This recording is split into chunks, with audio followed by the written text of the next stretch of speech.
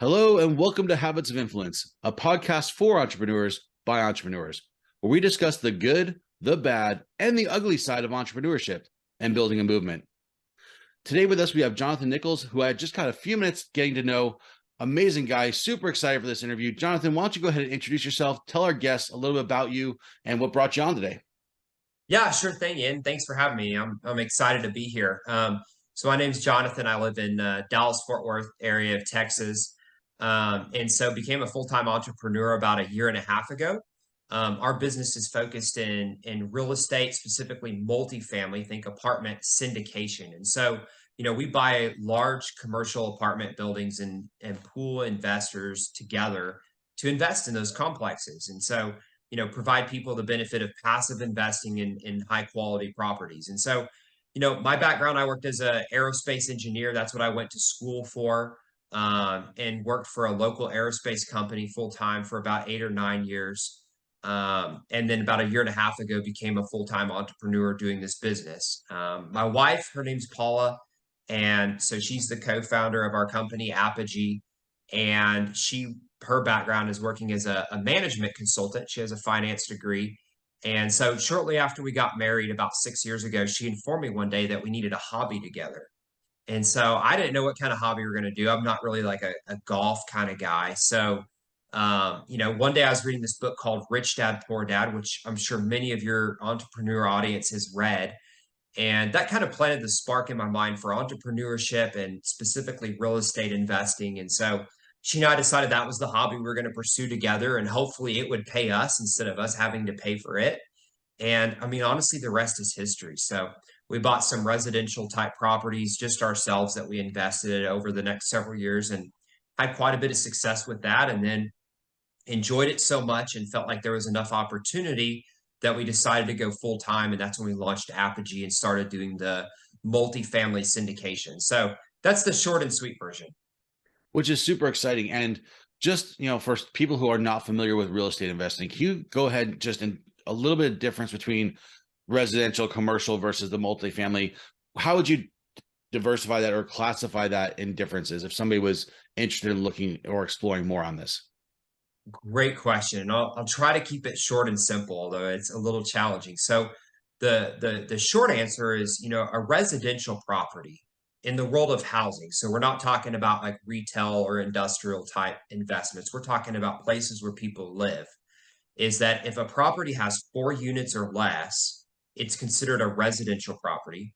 If it has 5 units or more, it's considered a commercial apartment complex. And so the big difference between those two is that when you're talking about residential properties, the value of those properties is based on comps or comparable. So you go out to buy a house and an appraiser comes out to give an assessment of the value of that house. And they do that based on the sale of other similar houses in recent time. On a commercial apartment complex, the valuation is based on the income of the property after expenses, but before debt service. We call that the net operating income. And so the more you can increase the net operating income, the more the value of the property goes up, independent of what any other property in that market is doing. And so there's a big opportunity in the world of commercial real estate as opposed to residential that no matter where the market is, no matter what other properties around are doing, if you can find ways to creatively increase that net operating income, you've automatically increased the value of the property. And so that's our focus now in the Apogee Capital business that we have. That is amazing. I love the way you describe that. And I also loved, I want to go back for a second because you talked about your wife and I, or you said my wife and I want to come up with a hobby, and you came up with a hobby that is generating income for you. Yeah. Right. I mean, most people think of a hobby as like what you said. Oh, I'm going to go play around at golf or go build something or a little RC car. When they have a hobby that is costing them money, your hobby is bringing you money and generational wealth. Yeah. Yeah. No, it's super cool. Right. And so she and I are both very A-type sort of personalities, go-getters. We're not afraid of risk. We're not afraid of trying new things. So that definitely meshes well for this type of hobby. The other thing though is like probably from a personal hobby perspective, we're very different. So I'm a endurance runner, triathlete. I've done that for over a decade. I love it. It's my second life, if you will. And my wife is not into that. I mean, that's not her hobby, if you will. What she is into, my wife is Colombian, is spending time with people and having friends over and parties and dinners and stuff like that. And I don't dislike those things, but it's not what I naturally gravitate to on my own, right? And so, we each kind of have our own things that we enjoy, but this was something that, really brought us together and gave us something to spend time together doing. Of course, now it's a full-time business, so we do it to eat as well, but that's another story. But what a great business model. I mean, you get to work with your partner, and on top of that, as we discussed prior to jumping on here, real estate's not going anywhere. Our population is growing. The housing market is difficult to get into. And I know we briefly touched on that. Do you want to talk about that at all, a little bit, comparing home ownership to living in an apartment, that kind of thing? Yeah, 100%. So, what I would say is, let me present it as like my best pitch for why you should be a real estate investor. Okay. So, real estate investing, you have a tangible asset that you're putting your money into, right? So, nothing wrong with the stock market, nothing wrong with other types of investment. But, if I'm putting my money into the stock market or crypto, the value is somewhat subjective. Whereas when I have a hard asset, I own a physical piece of property that's not going anywhere. When it comes to the world of residential, and by residential, I don't mean necessarily the 4 unit under, I just mean places where people live real estate, you're serving a basic need of people, right? So no matter how much technology advances, no matter what the next iPhone does, people need somewhere to live, okay? They need a roof over their head, they need a place to get out of the storm, and specifically something that's safe and affordable. And so it's a basic need that's like, it's not going away. The other thing that you mentioned then is home prices. The American dream is own your own home, have your own home. Home mortgage prices now are at historical all-time highs, and the gap between the average mortgage and the average rent payment is at a historical high. So that means there are way more people now who are renting, not necessarily even because they want to, but because they have to. And so, I'm not saying that's right or wrong or the economy's great or not great or whatever. I'm just saying that's a fact.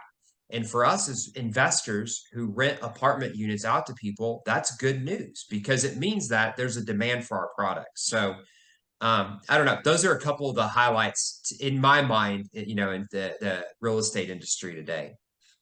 Yeah, and I would agree with you. I mean, you can't. I love the fact that you focus on serving a need versus profit, right? You're filling a need. And I think a lot of times as entrepreneurs, we get so focused in how do I make money? How do I make money? As opposed to how do I serve people? And when we take that shift into serving people, and of course you're in the business to make money. That's why we're here, right? We need to make money. We need to put a roof over our head. We need to feed our kids. We need to be able to sustain our lives. But at the same time, if we're able to impact people in a positive way, what you're doing, providing homes for people that maybe they can't afford to buy a house right now because the market is so volatile and going up, and maybe they don't qualify, but they can get into an apartment for now, and that provides a roof, or provides a shelter, provides a community. I don't know about where we're at, but where we're at, a lot of these apartments they're communities. I'm in the event and entertainment business, and we get booked by apartment complexes to come out and provide services to their tenants. And it's such a nice thing to see these apartment communities coming together to have fun and celebrate together and have food and have entertainment. And it almost becomes like an extended family, right?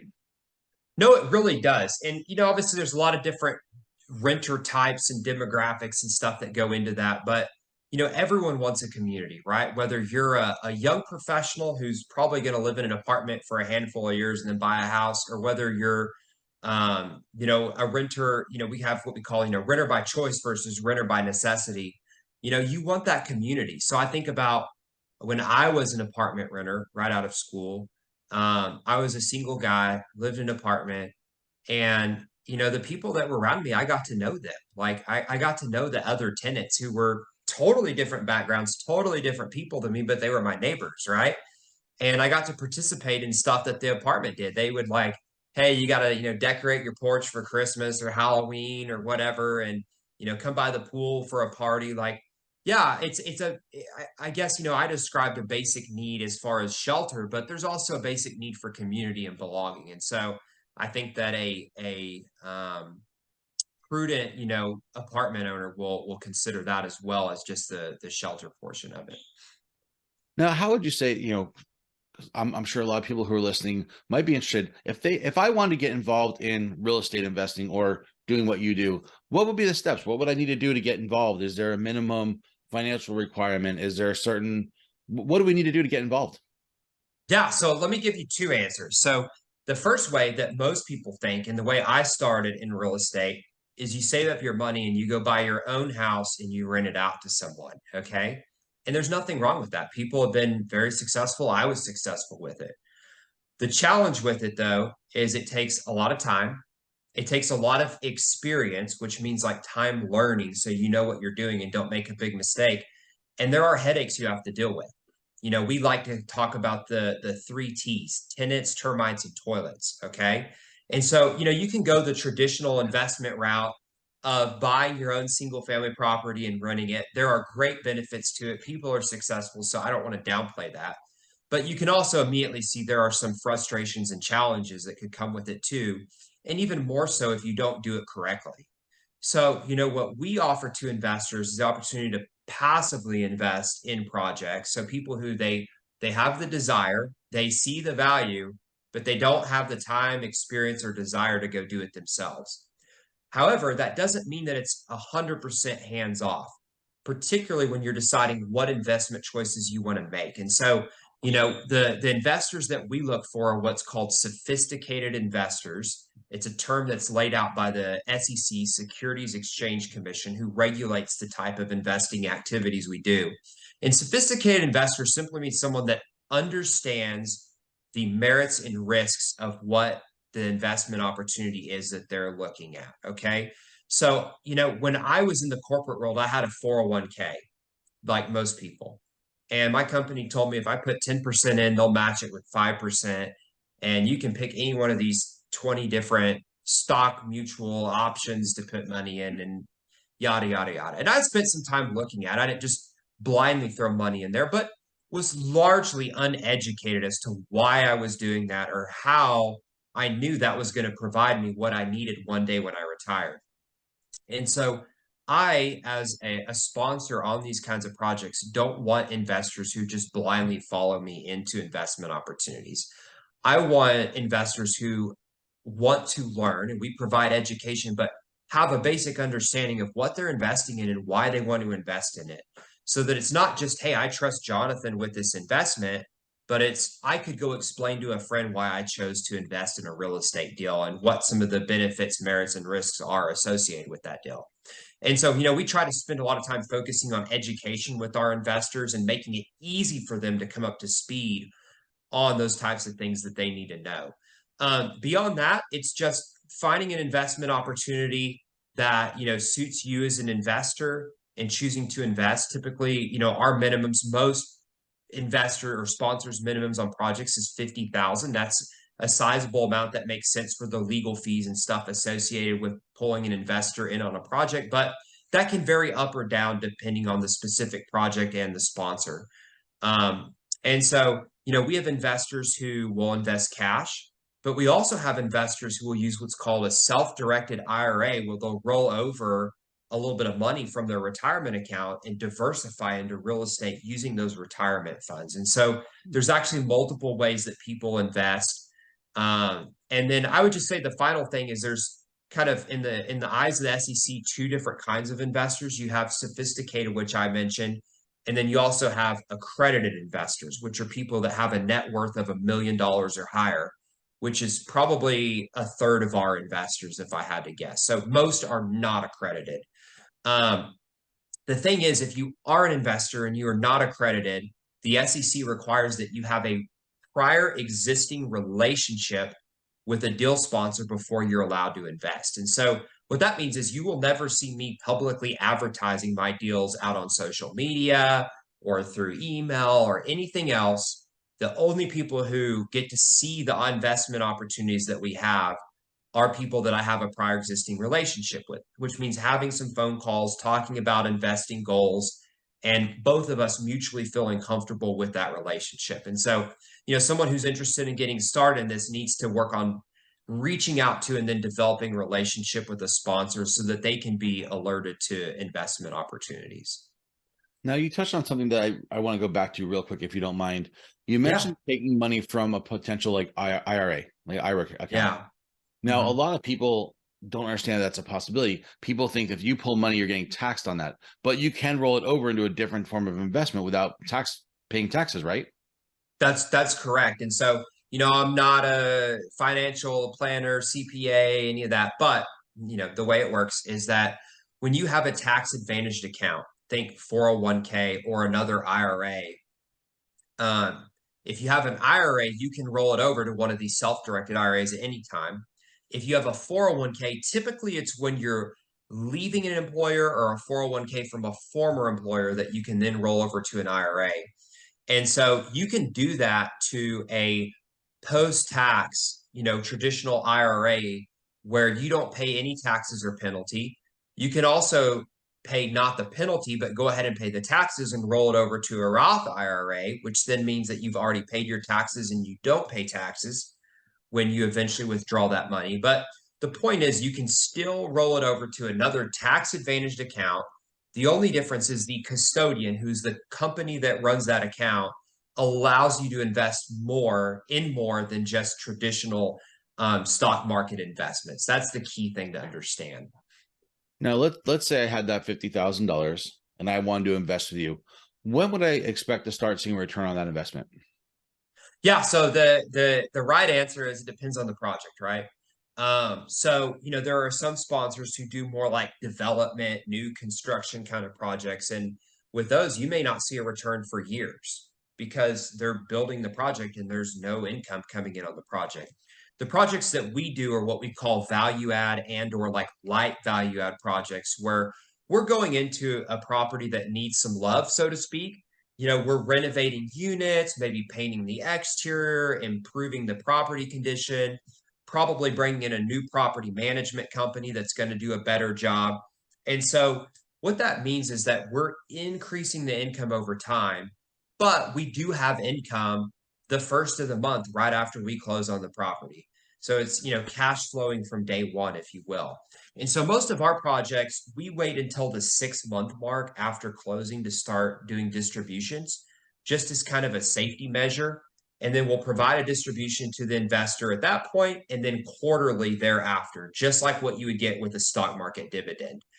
And then, what you can expect to see on a properly executed business plan is that that distribution may be a little bit lower on the first one, but over the next few years it gradually increases as we're executing that business plan and improving the revenue on the property. And so ideally we're doing that over a few years, and then at some point in the future, usually about 4 or 5 years down the road, we're going to sell that property and return the profits, the initial capital and along with the profits to the investors. Very cool. So that was kind of a two-sided question. My first one was, Yeah. you mentioned having a successful business plan. What would you think or what would you say the components are of that plan? What would need to be in that plan for it to be successful? Yeah, so there's several things. One is that, and I think this is kind of a duh thing, but it's important to state, is that the sponsors you're investing with need to have high integrity. And so, I mentioned as a sophisticated investor, you have to have a prior existing relationship with the sponsor. That's a law from the SEC. That's the reason they have that law, right or wrong. They want investors to know who they're investing with and have a level of trust with them before they make an investment decision. Whereas with an accredited investor, the way they see it is like, okay, you have enough money. If you do something dumb, it's your own fault. That's their perspective. So that's the purpose of that. So first, you want to make sure that just you trust the person. The second thing beyond that is like, are they competent at this business, right? So maybe they have good integrity, but they just don't know what they're doing. And so the way that you can see that is through track record, like asking about other projects that they've had, seeing financial reports from those projects, getting references from other investors. I start out mentioning the whole value proposition in commercial real estate is increasing that net operating income. And so ask them like, hey, can you give me a list of the properties you own, and like, where was that net operating income when you bought it and where is it now? And so you should see that across the board, they've greatly increased that NOI in order to add value to the property. So, those are kind of a few ways you can check the competency of the person. Um, and then I think after that, as you're looking at individual projects, it's just saying, does this project make sense from an analytical perspective? And this is probably the hardest thing for passive investors, for newer investors to look at, because it's one of those what you don't know can bite you sort of things. So there's a lot of assumptions that go into the analysis. We call it underwriting that we do on one of these properties. But some of those assumptions are things like, what is the rent growth going to be in this market over the next few years? What level of expenses, or how much am I going to need for different line items on expenses, right? For advertising, for real estate taxes, for insurance. And so, when I mentioned about being a sophisticated investor, a high level understanding of what those assumptions are and kind of what to look for with each of them is what you want to have before you make an investment decision, so that what they've put in that analysis or underwriting is reasonable. And so many people don't think about those added things, right? Like how are we going to increase over time? What are Yeah. the costs involved? People see Yeah. dollar signs, say, oh, if I buy this property, I can rent it out for this much and I'll make this much profit. But they don't think of, oh, well, who's going to maintain the property? What happens when the dishwasher goes out? What happens when Yeah. a closet breaks? When a tenant moves out, we have to repaint it. There's always costs involved that people don't think about, right? And on that, so in this market, you talked about, you started off with residential. And Yeah. I'm sure when you were doing residential, you saw some crazy stuff. Share with us real quick. This is just my own personal thing.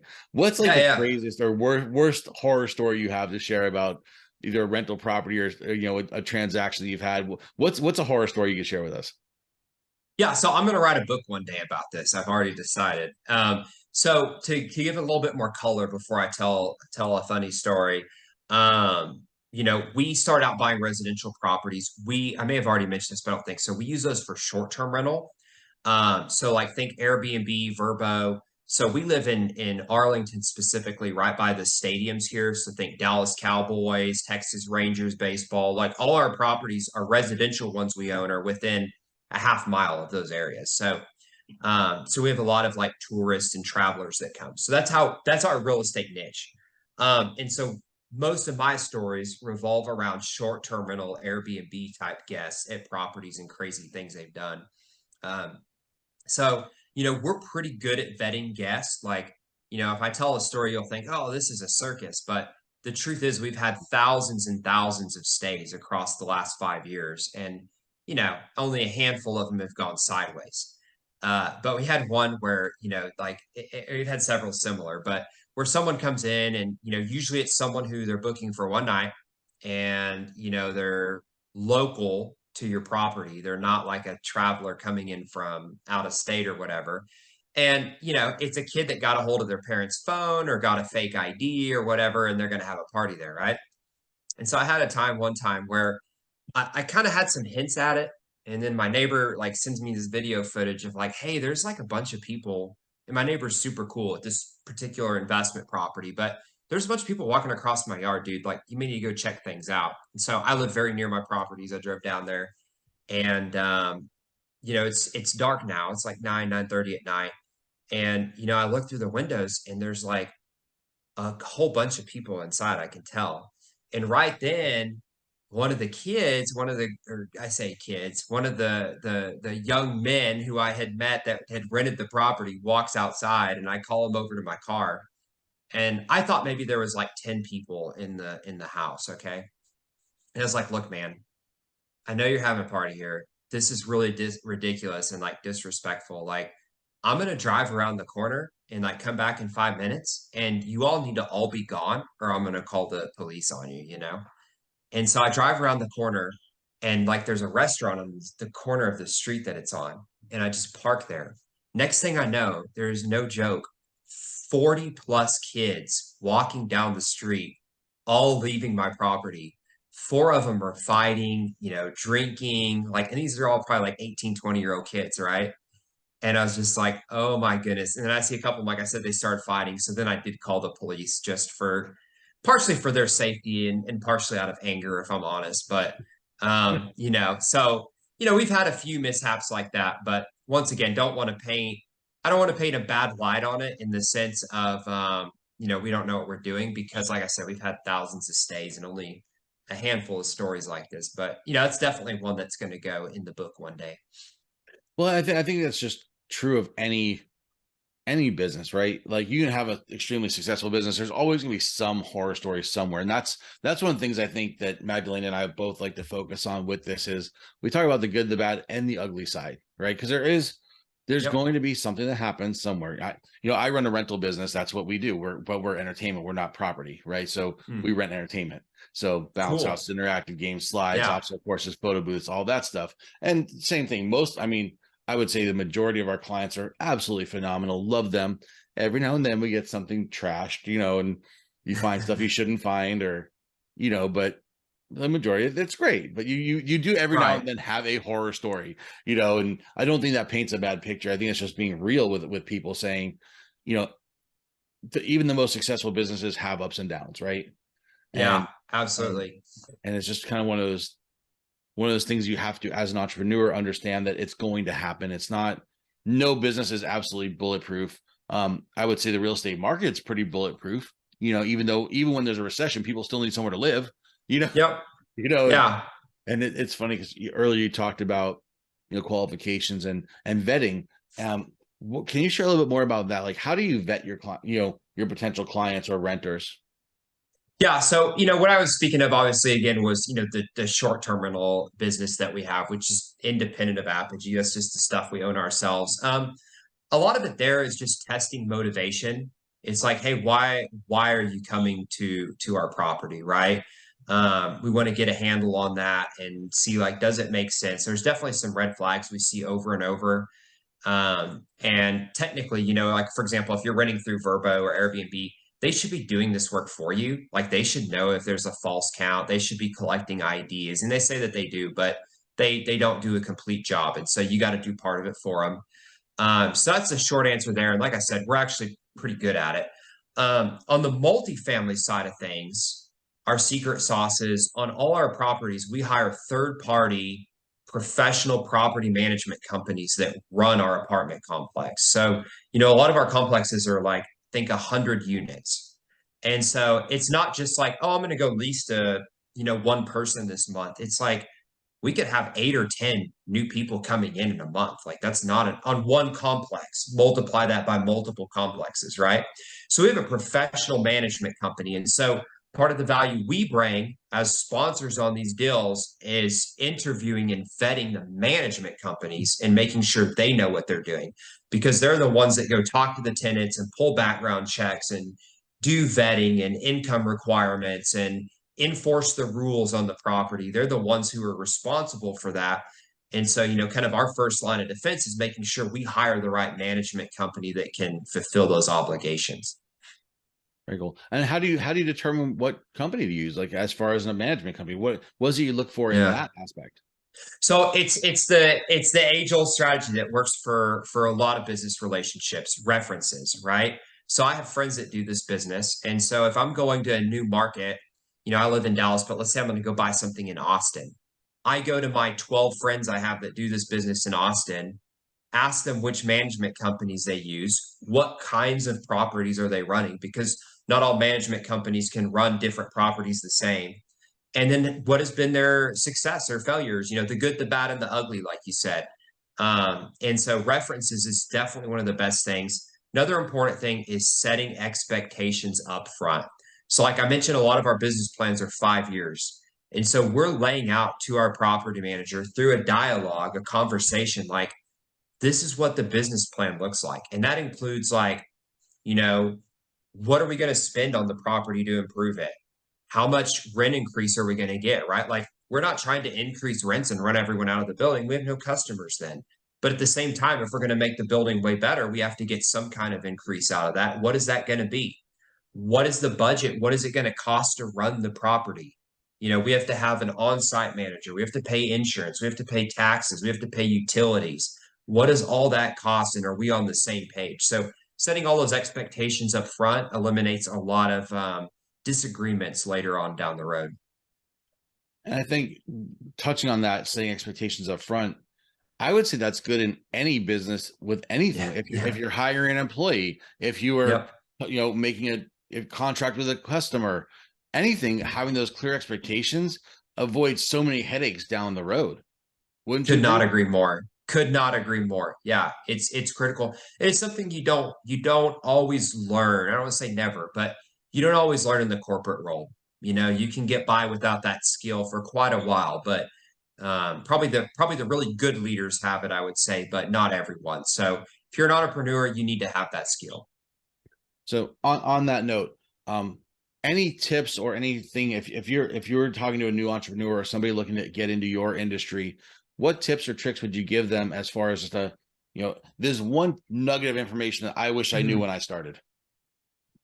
Wow, man, it's really hard to narrow it down to one thing. You can do But I multiple. think that, yeah, I think that, one thing I think about a lot, like I said, my hobby background is doing triathlons and marathons, stuff like that.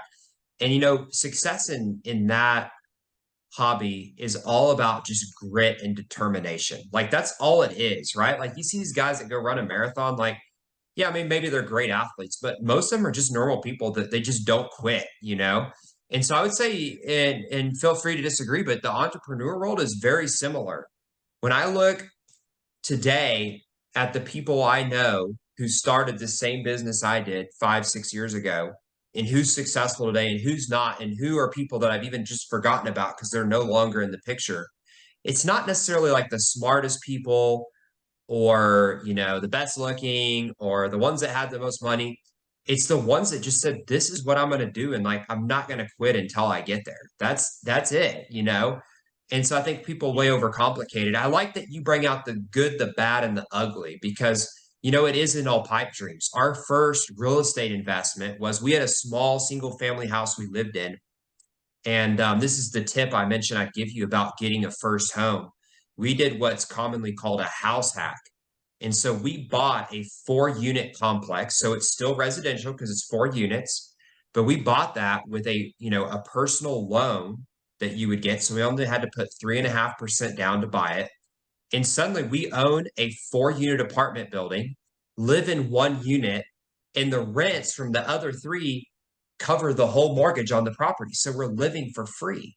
And so then we use that money to start saving for the next property and the next property. And, we were able to qualify for a lot bigger property up front. But here's the key.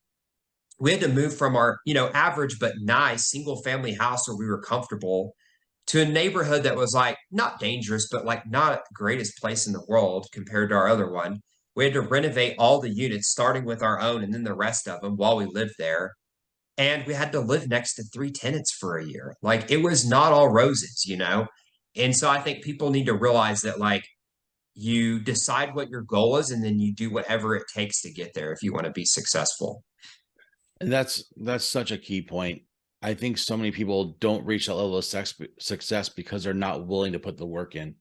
People Yeah. want this instant gratification. They want this, oh, I'm going to start a business and be a millionaire. And they don't realize that you're going to have days, nights, weeks with no sleep. You might forget, Yep. you might forget to eat for a couple days. You may have to eat ramen noodles because you don't have enough money to pay for other stuff. And that's just the reality. And I think, Yeah. there are people who just jump right in and get successful right away, but their true success, I think, is developed over time. And we don't just jump in, successful. It is Yeah. it's determination. It's getting knocked down. And I always use the Rocky analogy. You get knocked down, you gotta get back up. That's how winning is done. And Yep. it's it can be brutal, but it's so worth it, I think, at the same time. There's, but it's not for everybody. Not No, it's everybody. not. There are some people. So Go ahead.